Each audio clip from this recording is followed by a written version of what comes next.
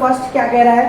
Question number first ये कह रहा है कि दो एक जैसे चालक गोलों पर, यानी दो चालक गोले एक जैसे हैं, इन पर अलग अलग प्लस का 100 माइक्रोकुलाम और प्लस का 50 माइक्रोकुलाम के आवेश है।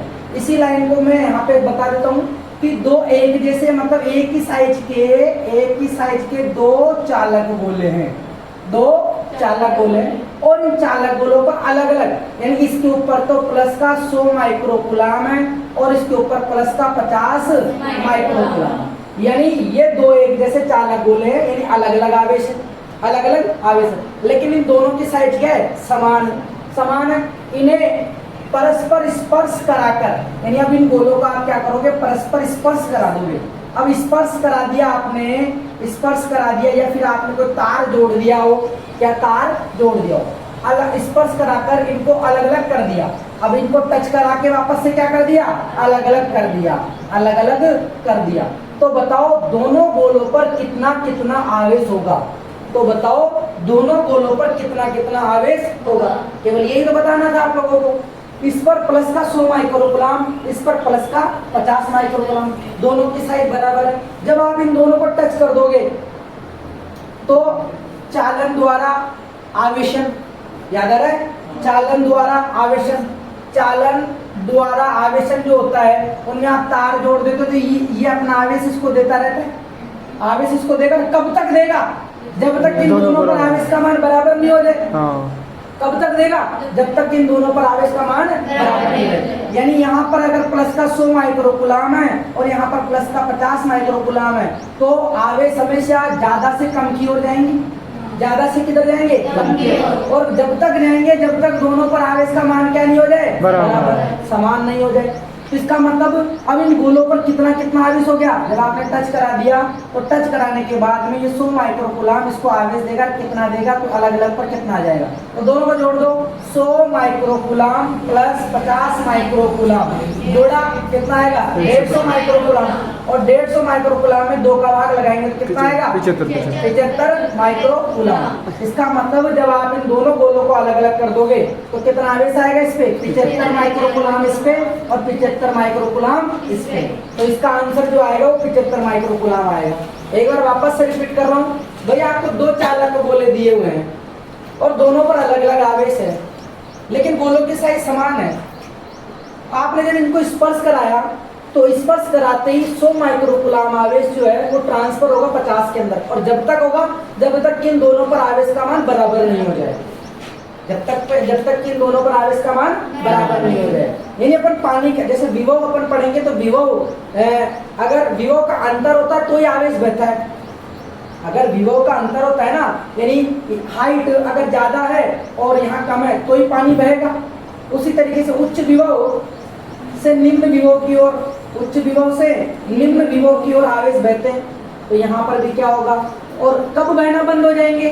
जब विभव का मान दोनों का क्या हो जाए? बराबर लेवल पे आ जाए। तो यहाँ पर भी यही होने वाला है, चालन द्वारा स्पर्श कर। अगर आंसर 75 माइक्रोकुलाम की जगह अगर ये लिखा हो 75 और कुलाम को हटा दिया तो कुलाम माइक्रो को हटाएंगे, तो माइक्रो को हटाएंगे कितना आएगा? 10 की घात -6। तो ये आंसर भी है और ये आंसर भी। जो आंसर आपको ऑप्शन में मिले या फिर आपको यहाँ तक भी लिख सकते हो, तो इसका सही आंसर क्या होगा? 75 गुणा 10 की घात -6 कुलाम। इस तरीके से आपका ये क्वेश्चन कंप्लीट हुआ। अब बढ़ते हैं अपन नेक्स्ट क्वेश्चन की तरफ। Question number 2। क्वेश्चन नंबर 2 में क्या दिया हुआ है? सबसे पहले आप ये समझेंगे, एक अल्फा कण। एक बार क्वेश्चन पूरा पढ़ लेते हैं और उसके बाद में जानते हैं कि क्या है। एक अल्फा कण है, अल्फा कण 5 गुणा 10 की घात 4 न्यूटन बटा कूलाम। अरे ये न्यूटन बटा कूलाम से आप क्या समझ रहे हो? क्या है ये? विद्युत क्षेत्र की तीव्रता। यानी ये आपको ई का मान दिया हुआ है। अगर आप सॉल्यूशन करोगे तो आपको एक तो बात पता लगी कि सर ये 5 गुणा 10 की घात 4 न्यूटन बटा कूलम विद्युत क्षेत्र। और यहाँ पे भी लिखा हुआ है के विद्युत क्षेत्र में के विद्युत क्षेत्र के भीतर स्थित है। इस पर लगने वाले बल की गणना कीजिए। इस पर लगने वाले बल की गणना कीजिए। अगर मैं आपसे कहूं कि ये जो है विद्युत क्षेत्र, ये क्या है? विद्युत क्षेत्र। और इस विद्युत क्षेत्र के अंदर कोई अल्फा कण रखा हुआ है, अल्फा कण रखा हुआ, तो इस पर कितना बल लगेगा आपको ये बताना है, कितना बल लगेगा ये बताना है। अब जब आपको ई दिया हुआ हो और बल ई और यानी एफ हो, तब ई और एफ के संबंध में एक सूत्र आता है, ई बराबर एफ बटा क्यू। क्यू नॉट बोल दो या क्यू बोल दो, ठीक है, ई बराबर एफ बटा क्यू।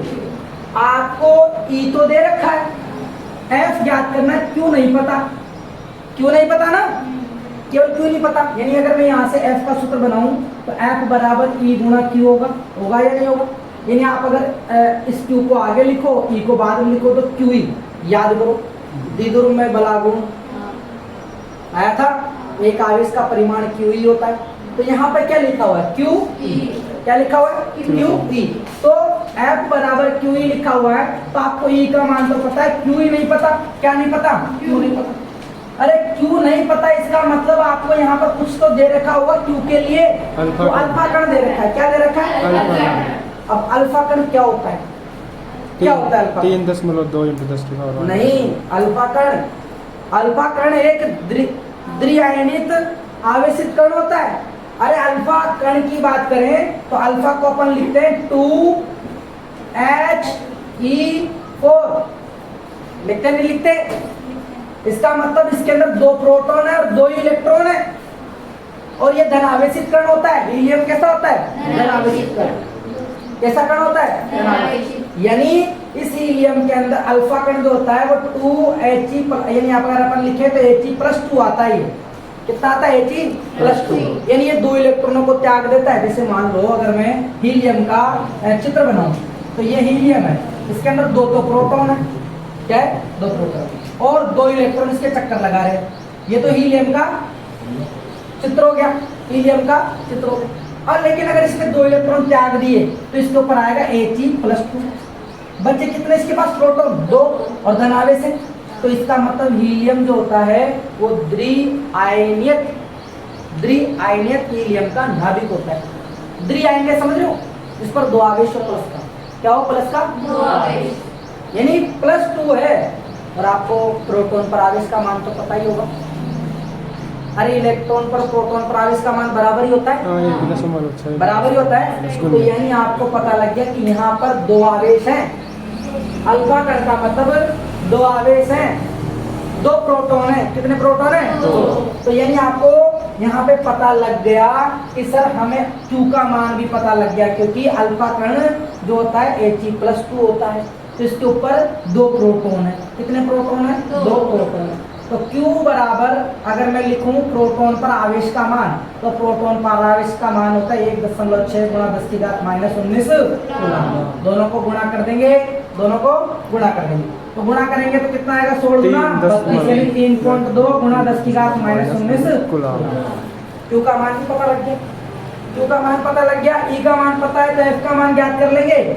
F बराबर Q 3.2 गुणा 10⁻⁻⁻19 गुणा E का मान 5 गुणा 10⁻⁴। ठीक है, हल करो। यानी आप पहले मैंने आपको बता रखा है ना तरीका, पहले आप घातों को हल करेंगे। कैसे हल करेंगे, घातों को। देखो 3.2 गुणा 5 गुणा 10⁻⁻19 गुणा 10⁻⁴। लिख दिया, ठीक है। अब पहले आप इसे हल करें, गुणा -10⁻⁻19 और प्लस का 4, कितना हो जाएगा, 15, माइनस का 15, मिटा के लिख दूं, ठीक है, माइनस का 15। और आप 32 का गुणा 5 से करो, 5 दूनी 10 की 0 से लगी, 5 या 15 और 1 16 है। पॉइंट के बाद में एक नंबर है, ये लगा दिया। तो इसका मतलब कितना है, 16.0 गुणा 10⁻⁻15 -15, और बल का मात्रक क्या होता है, न्यूटन। लेकिन इसका आंसर हमें वैज्ञानिक संकेतन के रूप में लिखना है। इसका आंसर किसके रूप में लिखना है, वैज्ञानिक संकेतन के रूप में लिखना। अब वैज्ञानिक संकेतन का मतलब यह है कि ये जो पॉइंट यहाँ लगा हुआ है, इस पॉइंट को आपको यहाँ लगाना है। यानी 16 गुणा 10⁻⁻15 ना लिखकर अपन लिखेंगे 1.6। अगर मैंने इस पॉइंट को उठा के यहाँ लगाया तो बताओ क्या होगा, घात कम हो जाएगी, यानी घात कम हो जाएगी। तो आपका आंसर होगा 1.6 गुणा 10 की घात -14 न्यूटन। तो बल का मान भी आ गया। समझ में आया क्या? कोई दिक्कत, अगर आप कम नहीं करते हो यहाँ तक भी लिख के आते हो तो सही है, लेकिन ऑप्शन कभी कभार क्या होते हैं, मान लो ऑप्शन में ये वाला आंसर नहीं दे रखा, ये लिखा हुआ है, तो आपको कन्वर्ट करना पड़ेगा ना। तो वैज्ञानिक संकेतन के रूप में 1.16 गुणा 10 की घात -15 बोलने से अच्छा 1.6 इंटू 10⁻⁻14 बोलना अच्छा है न्यूटन में। 1.6 मल्टीप्लाई 10⁻⁻14 न्यूटन। तो समझ में आ गया। दूसरा क्वेश्चन है किसी को कोई डाउट? है किसी को कोई डाउट?